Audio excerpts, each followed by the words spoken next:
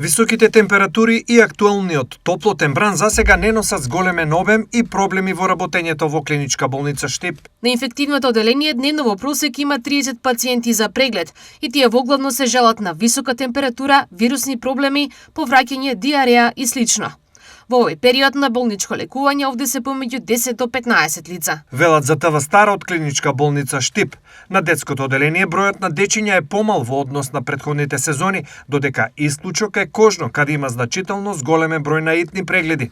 Доминираат убоди од инсекти, кожни инфекции, но почести се и случаите на трембофлебити и венски улкуси. Дневно се вршат по најмалку 20 прегледи со итен и приоритетен упат. Изјави доктор Мирела Василева, началник на оделението. Високите температури сепак се постојан ризик и можат на различен начин да го запалат секое тело, а особено ризичните групи како што се хронично болните, најмладите, бремените жени и возрастните. Поради ова, од Институтот за јавно здравје со препораки да се избегнува престој на сонце во најтоплиот дел од денот, да се носи лесна и светла облека, да се престојува во климатизирани простории и доколку е неопходно, да се биде на отворено, да се прават почести паузи во сенка.